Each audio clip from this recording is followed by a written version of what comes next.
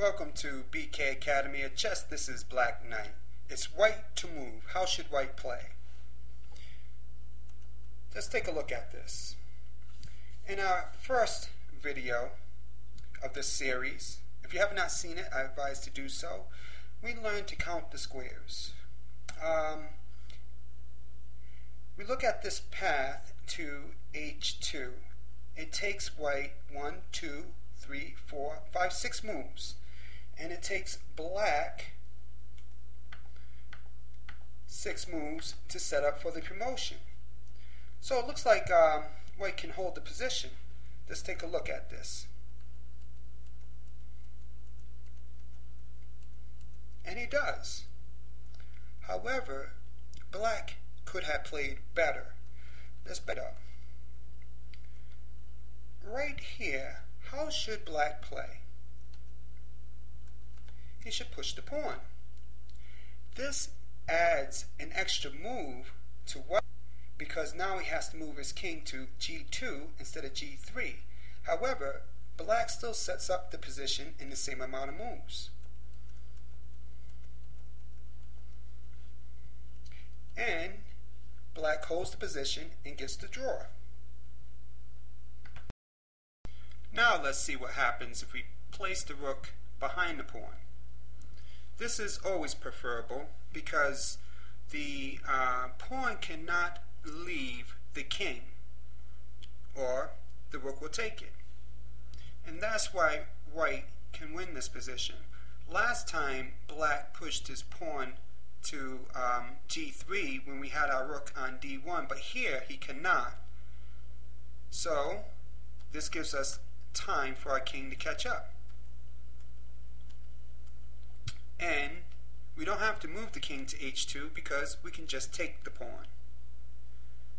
So remember, always place the rook behind the pawn, if possible. Now here we have a slightly different position. But if you watched the first part of this series, you would know how to handle this position. It's white to move. How should white play? Obviously, he can't get his king to the H file in time, so he must, what I call, broadside the king. By gaining the opposition from the side, he creates this barrier, waiting for the perfect opportunity to force the king to the G file. For instance, if the pawn pushes, he checks the king, forcing him to the G file. Now he approaches the pawn, places the rook behind the pawn, and then takes it. Now let's look at this. Okay. Now suppose he doesn't push the pawn, but instead pushes the king. How should white play? That's right. Keeps the opposition, waiting for the perfect time to force the king to the G file. As soon as the pawn pushes, he checks the king.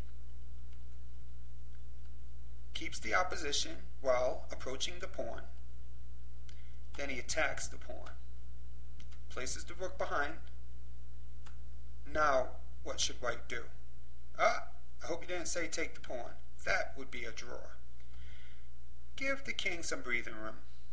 Then take the pawn. Okay, we're going to leave off with this last position. Now, how should white play? Does he have time to get his king to the H file to stop the pawn? Maybe the promotion rank because he cannot get the rook behind. Well, let me tell you, this is sort of a trick question because this is a draw. And another thing to know, and notice how black continues playing. You know, because knowing endgames keeps you in the game and lets you know, hey, this is not time to resign. I may be able to hold this position, and black can. So I'm just going to go straight to what I think is the best try. And we went over a problem like this in our last lesson. I like this as the best try. To check the king and then gain the opposition from the back. Now, if the fourth rank was the promotion rank and black converts here to a queen, the plan is to to checkmate him, right?